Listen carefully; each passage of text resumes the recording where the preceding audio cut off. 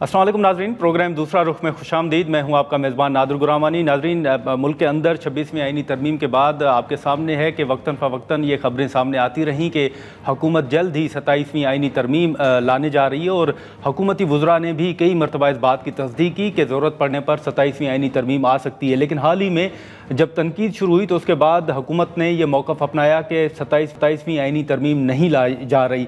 लेकिन आज बिलावल भुट्टो ज़रदारी साहब ने एक ट्वीट के ज़रिए जो हुकूमत का एक प्लान है 27वीं आईनी तरमीम के हवाले से जो तजावीज़ पीपल्स पार्टी के सामने रखी गई हैं, वो तमाम नुकात बिलावल भुट्टो सामने लाए हैं और उन्होंने ये भी कहा है कि वज़ीर आज़म ने पीपल्स पार्टी की सपोर्ट की दरख्वास्त की है और जो नुकात शामिल हैं उस हवाले से भी वो तमाम के तमाम नुकात बिलावल साहब ने सामने रखे हैं। अब ये एक क्रेडिट बिलावल साहब को भी दिया जा रहा है कि पहले जब 26वीं आईनी तरमीम आई तो उस वक्त मुख्तलिफ खबरें जो हैं वो सामने आ रही थी, जिसकी मौलाना साहब को भी तरदीद करनी पड़ रही थी, पीपल्स पार्टी को भी और ख़ुद हुकूमत को भी तरदीद करना पड़ रही थी कि ये खबरें दुरुस्त नहीं हैं। लेकिन इस मरतबा ये पहली मरतबा है कि एक ख़बर जो कि 27वीं आईनी तरमीम के हवाले से उस तरमीम में क्या होगा वो तमाम के तमाम नुकात जो हैं वो कम से कम पीपल्स पार्टी की तरफ से सामने आ चुके हैं। अब इसी हवाले से हुकूमत का ये मौक़िफ़ सामने आ रहा है कि अभी भी 27वीं आईनी तरमीम के हवाले से जो ड्राफ्ट है उस पर काम शुरू नहीं हुआ। ये मामला है क्या, जो नुकात हैं उसमें कई नुकात ऐसे भी हैं जिस पर पीपल्स पार्टी का बड़ा वाज़ेह मौक़िफ़ रहा है, जैसे NFC है 18वीं तरमीम में। उस हवाले से हम गुफ्तगू करते हैं। पीपल्स पार्टी के सीनियर रहनुमा सैयद नवीद कमर साहब साथ मौजूद हैं। नवीद कमर साहब, बहुत शुक्रिया सर वक्त निकालने का। सर, आज तो बिलावल साहब ने जो ट्वीट किया है, एक जो आज की सबसे बड़ी खबर सामने आ रही है, अब उस पर हुकूमत का भी एक मौक़िफ़ सामने आ रहा है कि अभी कोई ड्राफ्ट ही नहीं बना, कोई फाइनल जो है वो ड्राफ्ट पर काम शुरू नहीं हुआ। सर, आप कंफर्म करेंगे कि ये किस स्टेज पे है? आपसे सिर्फ डिस्कस किया गया है या ये ड्राफ्ट भी पीपल्स पार्टी के हवाले किया गया है? हाँ, शुक्रिया नादिर। इस वक्त सिचुएशन तो वही है जो बिलावल साहब ने सामने रखी है। जाहिर है कि जब हुकूमत अप्रोच करती है कि भाई हमें सपोर्ट चाहिए कॉन्स्टिट्यूशनल अमेंडमेंट के लिए, तो हम पूछते हैं कि भाई उसके खतोखाल क्या हैं, क्या सेलियंट फीचर्स हैं, क्या आप करने जा रहे हैं। तो उस लिहाज से हुकूमत ने अपना प्लान जो है वो पीपल्स पार्टी के साथ शेयर किया है। पीपल्स पार्टी जाहिर है उन सारे नुकात को देखेगी डिटेल में। जो चीज़ें हमें अपने या मंशूर के मुताबिक या COD के मुताबिक या वो चीज़ें जिसके लिए पीपल्स पार्टी ने हमेशा स्ट्रगल की है उसके मुताबिक जो चीज़ें होंगी या जो कि एक्सेप्टेबल हो सकती हैं एक हद तक, तो वो जो हैं वो एक्सेप्ट की जाएंगी। लेकिन जो नुकात हमारे बेसिक जो पॉलिसी प्लैंक्स हैं उससे मुनासिबत नहीं रखेंगे, तो जाहिर है कि भाई उस पार्टी उन चीज़ों को सपोर्ट नहीं करेगी। तो उस हद तक हुकूमत दुरुस्त कह रही है कि फाइनल ड्राफ्ट तो नहीं हो सकता ना, क्योंकि फाइनल ड्राफ्ट तो वही होगा जो कि तमाम जो पार्लियामेंट की पार्टीज हैं उनके कंसेंसस से जो बनेगा, क्योंकि उसके बगैर तो हुकूमत के पास अपने नंबर्स तो नहीं है कि 2/3 मेजॉरिटी के साथ ये पास करा सकें। तो it has to be have input ठीक है, जो कि तमाम पार्टीज से आए। अच्छा नवीद कमर साहब, सर इसको हम इनिशियल ड्राफ्ट कह सकते हैं, एक तो सर ये बताइएगा, और दूसरा जाहिर है पीपल्स पार्टी की CEC का इजलास होगा, फिर उसमें पीपल्स पार्टी मुशावरत से ये फैसला करेगी कि कौन से नुकात को सपोर्ट करना है या नहीं, ये बाद में फैसला होना है। लेकिन सर इसमें जो एक आर्टिकल 243 का जिक्र हो रहा है, मैं सिर्फ ये सर आपसे जानना चाहूँगा कि इसमें हुकूमत का इरादा क्या है, क्योंकि मुख्तलिफ चीज़ें, सोशल मीडिया भी पूरा भरा हुआ है इस हवाले से। मैं आपसे सिर्फ समझना चाहूँगा कि इसमें हुकूमत क्या करने का इरादा रख रही है। देखिए 243 पे तो अभी इतनी डिटेल डिस्कशन नहीं आई, जो बाकी नुकात हैं वो तो हमारे सामने क्लियरली आ चुके हैं। जैसे मसलन कॉन्स्टिट्यूशनल कोर्ट का है, जो कि पीपल्स पार्टी की शुरू से डिमांड थी और 26th अमेंडमेंट के टाइम पे भी हम चाह रहे थे कि कॉन्स्टिट्यूशनल कोर्ट्स बन जाए। तो अब जो कि उनके गवर्नमेंट भी फाइनली इसी पॉइंट पे आई है, जो कि हमारे COD का हिस्सा था, तो हम उसको तो वेलकम करते हैं कि ये जो कंफ्यूजन है कि कौन कितने बेंच कितने मेंबर्स कौन रहेगा, वो क्लैरिटी जैसे बाकी दुनिया के मुल्कों में होता है, कॉन्स्टिट्यूशनल कोर्ट्स अलग होती हैं, तो यहाँ भी कॉन्स्टिट्यूशनल कोर्ट्स अलग होनी चाहिए। प्राइमरीली तो मेरा ख्याल है कि थ्रस्ट यही है इस सारी अमेंडमेंट का। बाकी जो चीजें हुकूमत करने जा रही है, एनएफसी या जो 18th अमेंडमेंट के कुछ रिवोल्यूशन को रिवर्स करने की बातें हैं, उसको जाहिर है पीपल्स पार्टी की सीसी देखेगी तो जरूर, लेकिन मैं नहीं समझता कि उस किस्म की चीजें पीपल्स पार्टी सपोर्ट कर सकेगी। अच्छा, और सर दूसरा इसमें एक नुक्ता जो इलेक्शन कमीशन के हवाले से जिसका जिक्र है, उसमें सर आपके नज़दीक क्या हुकूमत करने का इरादा रख रही है? देखिए, इस वक्त प्रॉब्लम तो जेन्युइन है। प्रॉब्लम ये है कि और जो कि हम इस वक्त प्रैक्टिकली देख रहे हैं कि हमने जब 20वीं तरमीम थी जिसमें सीईसी की अपॉइंटमेंट का तरीका, डेमोक्रेटिक तरीका तो ये है कि गवर्नमेंट ऑपोजिशन मिल के किसी को नॉमिनेट करें जो कि कंसेंसस का हो और उसी से उसकी न्यूट्रलिटी आती है। लेकिन अगर एक साइड उस पर रिजिडिटी दिखाए और कहे कि नहीं हम तो नहीं बातचीत करने को तैयार या आपकी किसी भी उस पर कॉम्प्रोमाइज करने को तैयार, तो फिर एक डेडलॉक हो जाता है। अब डेडलॉक को ब्रेक करने का कोई ना कोई तरीका तो होना चाहिए। सो उस लिहाज से उस पर मुख्तलिफ आरा आ रही हैं कि what is the best way to break that deadlock. हमें उम्मीद है कि 2-3 जो ऑप्शंस सामने आ रहे हैं उसमें से कोई भी एक एक्सेप्टेबल होगा और इस पे कुछ ना कुछ एग्रीमेंट हो जाएगा। सर एक जैसे 243 का सर आपने जिक्र भी किया कि अभी तफसीलात आपके सामने नहीं है, लेकिन वज़ीर ममलकत बराए कानून और इंसाफ का एक बयान था कि जो फील्ड मार्शल साहब को एक एजाज़ से नवाजा गया उसके हवाले से जो फाइनल ट्यूनिंग है वो होनी है और उसका प्रोसेस है। फिर ये भी चल रहा है कि सुप्रीम कमांडर तो जरदारी साहब हैं, सदर साहब हैं, तो आप कोई ऐसा माहौल देख रहे हैं कि इन चीज़ों में कोई तब्दीली है? सुप्रीम कमांडर या कोई फाइनल ट्यूनिंग से मुराद आपकी अंडरस्टैंडिंग क्या है? मिनिस्टर साहब फरमा रहे हैं ओवर थिंकिंग हो रही है इस इशू पे। जो भी थोड़ी बहुत होगी, इतना कोई मेजर डिपार्चर नहीं है जो मौजूदा सूरत हाल है उससे। लेकिन जब बैठ के मुशावरत फाइनली होगी, आई थिंक और हुकूमती वज़रा को भी स्पेकुलेशन अब तक कर देनी चाहिए, बिकॉज उसी से कंफ्यूजन पैदा होता है कि एक्चुअली क्या होने जा रहा है। तो जो हम कल बैठेंगे गवर्नमेंट की साइड के साथ मुशावरत के लिए, उसमें वो नहीं है, लेकिन बहरहाल जो गवर्नमेंट की टीम होगी उससे बैठ के तफसील में बात।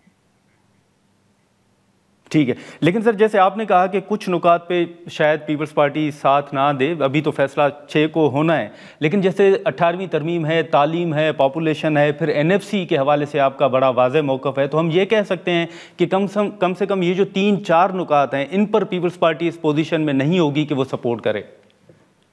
देखिए, अब इस स्टेज पे तो मैं इसे इतना ही कह सकता हूँ कि जाहिर है कि ये थ्रेडवेयर ये चीज़ें डिस्कस होंगी उसमें हमारी सीसी में, जो कि बुला ली गई है अब 6 तारीख को। तो हाँ, सीसी के फैसला जो आने दे उसके बाद ही हम फाइनली कह सकेंगे। अच्छा सर, दूसरा ये भी फरमाइएगा कि जो पार्लियामेंट के अंदर ये मखसूस नशिस्तों के फैसले से पहले का जिस तरह माहौल था या नंबर गेम था, अभी सर आप क्या समझते हैं? अभी भी 2/3 मेजॉरिटी तो हुकूमत के पास आईनी तरमीम के लिए नहीं है, और कितने नंबर आपके नज़दीक जो कोई रफ आइडिया के दरकार होंगे? नहीं, रफ आइडिया तो जो 2/3 होता है वही 2/3 होगा ना। अगर 336 का 2/3 जो है वो उतना ही दरकार है, और किसी भी पार्टी के पास इंक्लूडिंग PMLN वो नंबर्स अकेले नहीं है। जाहिर है कि तमाम पार्टी जो गवर्नमेंट साइड पे इस वक्त बैठी हैं उन सब ने जो है मिल के फिर ही वोट देना होगा, फिर ये नंबर बनता है, और शायद सेनेट में तो काफी क्लोज भी ये नंबर है। अच्छा, तो इसमें मतलब ये है कि मौलाना साहब की सपोर्ट के बगैर भी ये तरमीम हो सकती है, 2/3 हो जाएगी? इस वक्त तो ये जो है बात अच्छा है कि जितनी पार्टीज ज्वाइन हो सकें वो बेहतर है, लेकिन ऑन इट्स ओन भी हो सकता है।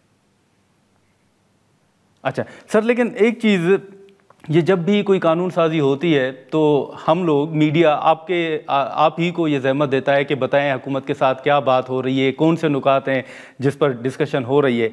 अप्रिशिएट तो बिलावल साहब को, पीपल्स पार्टी को किया जा रहा है, लेकिन इसके पीछे क्या वजह है कि ये तमाम के तमाम नुकात 26वीं तरमीम को अगर हम कंपेयर करें तो 27वीं तरमीम के तमाम नुकात बिलावल साहब सामने लाए हैं? क्या पीपल्स पार्टी से रिएक्शन देखना चाहती है अवाम का, लोगों का, या दीगर सियासी जमातों का? नहीं, पीपल्स पार्टी ने 26वीं तरमीम के टाइम पे भी कहा था कि भाई प्रोसेस को ट्रांसपेरेंट किया जाए। ये क्या कि हर चीज 007 के हिसाब से चल रही है कि भाई बहुत ही कोई खुफिया चीजें हो रही। जाहिर है कि एक कॉन्स्टिट्यूशनल अमेंडमेंट है, पब्लिक डोमेन में आना चाहिए, pros and cons publicly discuss होने चाहिए। ये कभी कोई नहीं कह रहा कि 100% जो है वो हर एक उसको फाइनली भी सपोर्ट करेगा, लेकिन बाय एंड लार्ज तो पब्लिक डोमेन में तो चीजें होनी चाहिए ना। 26 अमेंडमेंट की बहुत बड़ी एक खराबी जो थी उसके तरीकेकार में वो यही थी कि हर चीज जो है वो सीक्रेट रखी गई टिल द लास्ट मिनट। अब सामने पब्लिक डोमेन में लाने का मकसद ही ये है कि कमेंट्स भी आएंगे, पार्टीज खुद भी जो है वो अपनी असेसमेंट कर सकेंगी कि क्या करना है क्या नहीं करना। पिछले दफा तो आपको याद है कि असेंबली कॉल कर दी गई थी, मेंबर्स बैठे हुए थे और पीछे से नेगोशिएशंस पे भी चल रही थी। आई होप कि इस दफा ये चीज ना हो और फाइनल जब सामने लाया जाए ड्राफ्ट तो वही ड्राफ्ट है जो वोट के लिए जाए। सर, अब सिर्फ आखिरी मुख्तसर सवाल होगा कि अब आगे मुज़ाकरात और तफसीलात तो आनी है कि क्या क्या हो रहा है, वो तो मुशावरत में आएगा, लेकिन मैं सिर्फ इतना आपसे सर तस्दीक करवाना चाहूँगा कि ये जो आर्टिकल 243 के हवाले से एक चीज़ सोशल मीडिया पर या कुछ सहाफ़ियों की जानिब से ये भी कहा जा रहा है कि शायद सदर साहब से कोई इख्तियारात वापस लिए जा रहे हैं। ऐसा कोई माहौल तो आप नहीं देख रहे हैं ना सर कि सदर साहब से कोई इख्तियारात वापस लिए? ऐसी कोई चीज़ नहीं। जी नवीद कमर साहब, अच्छा ठीक है, चलें ठीक है। नवीद कमर साहब बहुत शुक्रिया सर वक्त ने कहा। नाजरीन, पीपल्स पार्टी के सीनियर रहनुमा नवीद कमर साहब की गुफ्तगू आपने सुनी। अब जो नुकात हैं वो तो पीपल्स पार्टी सामने लाई है, अब उस पर बहस भी हो रही है और मुख्तलिफ आरा जो हैं वो भी सामने आ रही हैं। पीपल्स पार्टी, जैसे नवीद कमर साहब ने कहा कि कई नुकात ऐसे हैं जिन पर शायद पीपल्स पार्टी इस पोजीशन में ना हो, जैसे 18वीं तरमीम के हवाले से, NFC के हवाले से पीपल्स पार्टी का मौक़िफ़ है कि उसको सपोर्ट किया जा सके, लेकिन हतमी फ़ैसला जो है वो पीपल्स पार्टी की जो CEC का इजलास 6 नवंबर को होगा उसमें हतमी फ़ैसला होगा। और ये जो पीपल्स पार्टी की जानिब से 27वीं आईनी तरमीम के हवाले से नुकात सामने लाए गए हैं, इसका मकसद भी यही है कि सियासी जमातों से समेत जो आम लोग हैं उनकी तरफ से भी इस हवाले से आरा सामने आ सकें। हम यहाँ पर एक मुख्तसर सा ब्रेक लेते हैं और ब्रेक के बाद गुफ्तगू को आगे बढ़ाते हैं। प्रोग्राम में एक बार फिर खुशामदीद नाजरीन। पीपल्स पार्टी के सीनियर रहनुमा नवीद कमर साहब का मौक़िफ़ आपने सुना। इस वक्त सेनेटर अली ज़फ़र साहब पाकिस्तान तहरीक इंसाफ के पार्लिमानी लीडर हैं सेनेट में, वो हमारे साथ हैं, उनसे गुफ्तगू करेंगे। अली ज़फ़र साहब बहुत शुक्रिया सर वक्त निकालने का। सर, आज जो बिलावल साहब 27वीं आईनी तरमीम के हवाले से नुकात सामने लाए हैं, ये पहले गुफ्तगू हो रही थी जब 26वीं आईनी तरमीम हुई तो उसके बाद कहा जा रहा था कि इसके बाद 27वीं आईनी तरमीम भी आनी है, लेकिन हुकूमत तरदीद कर रही थी उसकी, और अब तमाम के तमाम जो नुकात हैं वो बिलावल साहब सामने लाए हैं। सर, इसमें सबसे परेशानी वाली बात या सबसे हसास बात आपकी नज़र में क्या है? जी देखें, जो 18वीं तरमीम आई थी उसका इनफैक्ट जो मेरा ख्याल है स्पेयर हेड जिसने किया था, जिसने इसकी नुमाइंदगी की थी, वो पीपल्स पार्टी थी। और पीपल्स पार्टी का मौक़िफ़ ये था कि हम इसलिए ये लेके आ रहे हैं कि एक तो जो जितने प्रॉब्लम्स थे डिक्टेटरशिप के ज़रिए जितनी तरमीम हुई थी आइन में वो ख़त्म की जाएं, और दूसरा प्रोविंशियल ऑटोनॉमी की बात की थी उन्होंने कि सूबों को एक तरह से इख्तियारात दिए जाएं वापस जो उनके जायज़ इख्तियारात हैं। तो 18वीं तरमीम के बाद जो 26वीं तरमीम आई, तब तक उन्होंने किसी ने भी ये कोशिश नहीं की कि जो इख्तियारात दिए थे सूबों को वो वापस लिए जाएं। इस वक्त जो ट्वीट आई है बिलावल भुट्टो साहब की, जिसमें उन्होंने कुछ नुकात का जिक्र किया है कि ये डिस्कशन हुई है, उसमें जो 18वीं तरमीम में जिस तरह की इख्तियारात दिए गए थे सूबों को, एक तो वो वापस लेने की कोशिश की जा रही है, और उसमें सबसे अहम चीज़ जो है वो NFC अवार्ड के बारे में तरमीम की जा रही है, वहाँ से वापसी की जा रही है। तो मेरा ख्याल है पीपल्स पार्टी को जो उनका पूरा मौक़िफ़ था 18वीं तरमीम के लिए वो इससे ख़त्म होता है, वो बिल्कुल इससे इसके बरक्स है जो तरमीम, अब 27वीं तरमीम की कोशिश की जा रही है, जो हमें बताया गया है ट्वीट में। और दूसरा वो आईनी बेंच बनाने वाला इशू है कि पहले तो ये डिस्कशन हुई थी जब 26वीं तरमीम आ रही थी, और इसमें JUI ने भी मुखालफत की थी और पीपल्स पार्टी ने भी मुखालफत की थी कि आप एक नई अदालत ना बनाएं, आप इसी सुप्रीम कोर्ट के अंदर ही बेंच बनाएं। तो अब उसकी भी एक तरह से खिलाफ वर्जी हो रही है और अब ये कहा जा रहा है कि हम एक नई कॉन्स्टिट्यूशनल कोर्ट बना देंगे। तो मेरा ख्याल है ये दो बड़े अहम इसमें नुकात हैं जो पीपल्स पार्टी को बिल्कुल मंजूर नहीं होने चाहिए मेरी नज़र में, अगर वो वाकई ही जेन्युइनली यकीन रखते थे 18वीं तरमीम में। लेकिन अली ज़फ़र साहब, इसी के साथ साथ जो आर्टिकल 243 का जिक्र हो रहा है, अब उसमें मुख्तलिफ चीज़ें चल रही हैं कि इख्तियारात सदर साहब के पास होते हैं, वो शायद शिफ्ट किए जाएंगे, मुख्तलिफ आरा जो है इस हवाले से सामने आ रही हैं। आप सीनियर कानूनदान भी हैं सर, आपकी अंडरस्टैंडिंग क्या है कि उसमें क्या तरमीम हो सकती है? क्या सदर साहब से कोई इख्तियारात लिए जा रहे हैं?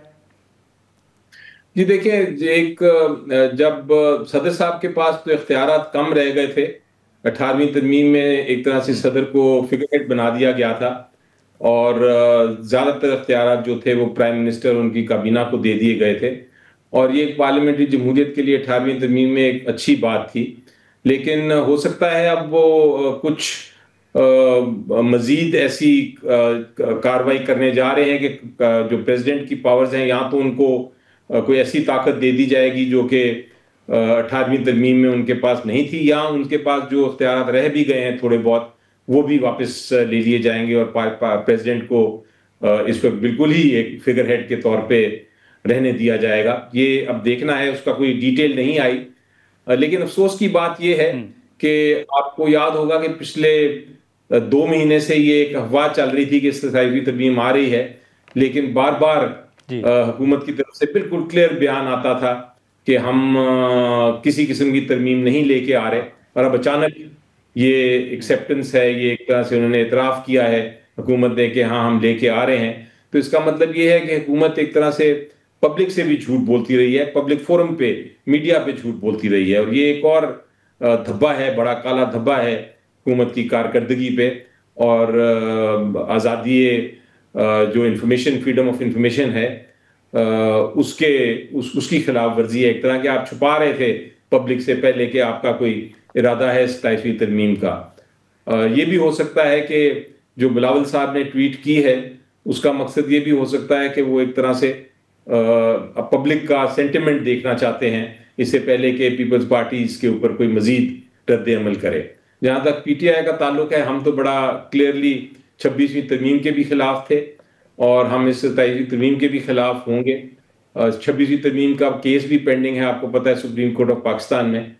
और उसके साथ साथ हम समझते हैं कि बेंच का जो बनाना था, कॉन्स्टिट्यूशनल बेंच का, ये भी एक तरह से आज़ादी जो है अदलिया की, उसकी खिलाफ वर्जी थी। अब जब कॉन्स्टिट्यूशनल कोर्ट एक नई अदालत की बात कर रहे हैं तो इसका मतलब है कि सुप्रीम कोर्ट को एक तरह से ख़त्म किया जा रहा है। ये एक और बड़ा मेजर इशू बन जाएगा, एक आईनी बुरहान आ जाएगा अगर इस तरह की कोई 27वीं तरमीम कोशिश की गई।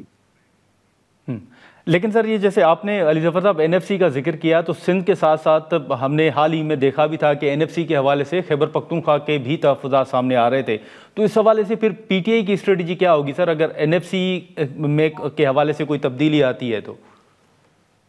देखिए, बड़ा नुकसान होगा और मेरा ख्याल है कि ये एक तरह से जो प्रोविंशियल और फेडरेशन का एक ताल्लुक है, सूबों का और फेडरेशन का, इसको बहुत सीरियस नुकसान पहुंचेगा। क्योंकि आपको याद होगा कि 18वीं तरमीम उस वक्त बनाई गई थी जब सारी सियासी जमातें पार्लियामेंट में मौजूद थीं और उनका एक कंसेंसस था, और कंसेंसस के लिए एक बड़ा तवील अरसा बड़े बड़े अच्छे पार्लियामेंटेरियंस बैठ के बड़ी तवील अरसे तक वो बहस करते रहे थे, और फिर 18वीं तरमीम में ये सारी शिकें आई थी जिसमें NFC की अवार्ड की जो जिस तरह की प्रोसीजर है और जिस तरह की ताकत है और जो कुछ मामलात हैं वो सारे तय हो गए थे। अब उसमें तब्दीली करने से आप एक तरह से सूबों को और वफाक को लड़ाएंगे आपस में। तो हम तो नहीं चाहते, PTI नहीं चाहती कि इस तरह का मजीद कोई बुरहान पैदा हो कि फेडरेशन कमज़ोर हो। लेकिन अगर ये बात ऐसी हो गई और ऐसी कोशिश की गई तो हम इसको भरपूर तरीके से इसकी मुखालफत करेंगे। लेकिन अब ये जो रिजर्व सीट्स का फैसला था या जो मखसूस नशिस्तें सर मिली, मुस्लिम लीग नून हो, पीपल्स पार्टी हो या दीगर जमातें पीटीआई के अलावा, उसके बाद अब आप क्या समझते हैं कि जो 26वीं आईनी तरमीम के दौरान एक माहौल था, अब क्या हुकूमत को के नंबर गेम जो है वो मुकम्मल है, या आप फिर से समझते हैं कि नहीं अभी भी उनको नंबर दरकार होंगे, मौलाना साहब हो गए या दीगर जमातों के? देखें, यकीनी तौर पे अगर तो हुकूमत के साथ पीपल्स पार्टी नहीं होती इस मामले में, तो फिर तो नंबर्स बिल्कुल नहीं होंगे। इसी तरह अगर जेयूआई, पिछली बार आपको याद है कि जेयूआई ने बाकायदा तौर पे डिस्कशन के बाद 26वीं तरमीम के साथ उन्होंने वोटिंग की, अगर वो वोट नहीं करते तब भी उनके पास नंबर्स नहीं होंगे। और मेरी नज़र में अगर जेयूआई और पीपल्स पार्टी और सारी जो सियासी जमातें हैं वो ऑन बोर्ड भी हो जाएं पीटीआई के अलावा, तब भी उनको वही करना पड़ेगा जो पिछली बार किया था कि लोगों को किसी तरह मजबूर करके वोट कराएं। उसके बगैर अगर आप बिल्कुल आज़ाद तरीके से वोटिंग कराएंगे तो उनके पास ये नंबर्स नहीं होंगे। नाज़रीन, यहाँ पर एक मुख्तसर सा ब्रेक लेते हैं और ब्रेक के बाद गुफ्तगू को आगे बढ़ाते हैं।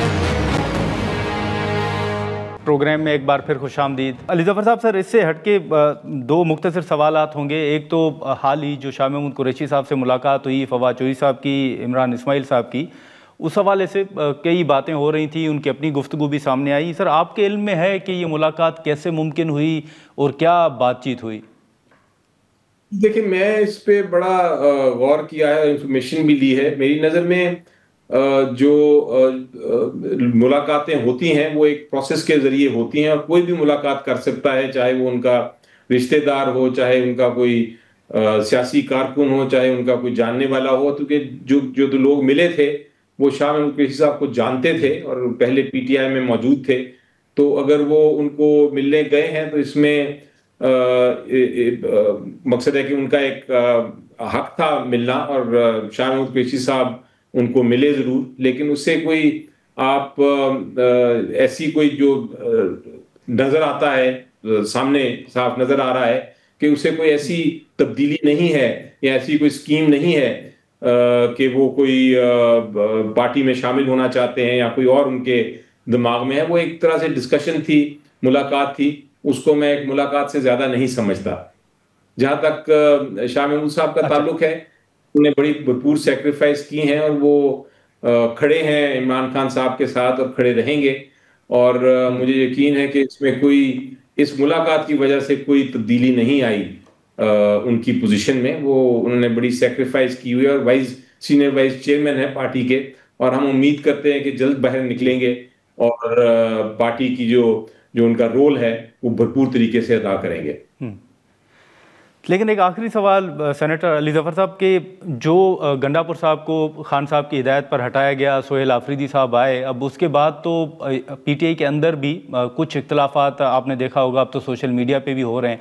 लेकिन आपके नज़दीक सोहेल आफरीदी साहब को क्या टास्क दिया गया है जो कि डे 1 से एक गुफ्तगू हो रही है? और दूसरी बात यह है कि वो क्या कुछ करेंगे जो गंडापुर साहब नहीं कर सके? अब सोहेल आफरीदी साहब उस टास्क को लेकर आगे निकलेंगे और खान साहब को रिलीफ दिलाएंगे। वो कौन सा नुक्ता हो सकता है सर? मेरा ख्याल है कि इसमें कोई शक की बात नहीं है कि सोहेल आफरीदी साहब जो हैं अपना रोल एक चीफ मिनिस्टर के तौर पे अदा करेंगे। जो उनके आईनी उनके तकब्जे हैं और जो उनकी जिम्मेदारियां हैं वो पूरी करेंगे। उसके साथ साथ वो उनको एक तरह से टास्क दिया गया है कि जो केपीके के अवाम है उसकी खुशहाली के लिए बात करें। और उसके अलावा मेरा ख्याल है जहाँ सबसे ज़रूरी उनका रोल होगा वो होगा जब स्ट्रेटजी बनेगी कि इमरान खान साहब को किस तरह सियासी तौर पे बाहर निकालना है। लीगली तो कानूनी जंग तो चल रही है, लेकिन जो सियासी स्ट्रेटजी है उसके जब वो स्ट्रेटजी बन जाएगी और फाइनल होगी और उसकी अब उस पर अमल दरामद होना शुरू होगा, उधर उनका रोल मेरा ख्याल है ज्यादा होगा। और इसलिए उनको लेके आए हैं कि वो इंस्ट्रक्शंस को, जो भी इंस्ट्रक्शंस आती हैं, जो भी हिदायत आती हैं, उनके ऊपर भरपूर और पूरी तरह इन लेटर एंड स्पिरिट अमल दरामद करें। सर ये सियासी स्ट्रेटजी से मुराद मुज़ाकरात हैं या फिर एहतजाजी तहरीक है? देखिए जी, दोनों एहतजाज करना भी आईनी हक है, मुज़ाकरात करना भी एक सियासी हक है। तो मेरा ख्याल है कि उनका रोल जो है वो उस जो सेकंड पोर्शन है जिसमें एहतजाज का अमल शामिल है, उसमें उनका रोल ज्यादा होगा। और आई थिंक इमरान साहब उसी रोल को ज्यादा इस वक्त देख रहे हैं कि वो एक उनका जब भी जो भी फैसला होगा, क्या सियासी होगी एहतजाज की स्ट्रेटजी, वो उसके ऊपर अमल दरामद करें। चल ठीक है अली ज़फ़र साहब, बहुत शुक्रिया वक्त निकालने का, थैंक यू। नाज़रीन, सेनेटर अली ज़फ़र साहब की गुफ्तगू आपने सुनी, जो 27वीं मुजव्वज़ा जो आइनी तरमीम है उस हवाले से भी और PTI की स्ट्रेटजी के हवाले से हमने गुफ्तगू की। अब यहाँ पर एक मुख्तसर सा हम ब्रेक लेते हैं और ब्रेक के बाद जैसे 26वीं आइनी तरमीम में मौलाना फजल रहमान साहब का मौक़िफ़ था, उनसे हुकूमत ने राब्ते किए, मुलाकातें हुई और मौलाना साहब ये भी दावा करते हैं कि उसमें कई शिकें ऐसी थीं जो उन्होंने वापस करवाई और वो कामयाब हुए वापस करवाने में। लेकिन JUIF ये तहफ़्फ़ुज़ात, इन तहफ़्फ़ुज़ात का इजहार डे 1 से करती रही है कि हुकूमत जो 26वीं आइनी तरमीम में कुछ नहीं कर सकी, वो तमाम चीज़ें 27वीं आइनी तरमीम में करने का इरादा जो है वो रख रही है। अब इस ब्रेक के बाद हम सेनेटर कामरान मुर्तज़ा साहब से गुफ्तगू करेंगे और जानेंगे कि अब JUIF की स्ट्रेटजी क्या होगी, हुकूमत से मुज़ाकरात होंगे और अभी तक के जो नुकात आए हैं उस पर JUIF क्या राय रखती है। प्रोग्राम में एक बार फिर खुशामदीद नाज़रीन। नवीद कमर साहब और सेनेटर अली ज़फ़र साहब की गुफ्तगू आपने सुनी। अब जैसे शुरू में हमने जिक्र किया कि JUIF के भी बड़े तहफ़्फ़ुज़ात रहे हैं और वो काफ़ी दिनों से इस हवाले से अपने तहफ़्फ़ुज़ात और ख़दशात का इजहार भी करते रहे हैं, जो JUIF के सीनियर रहनुमा हैं।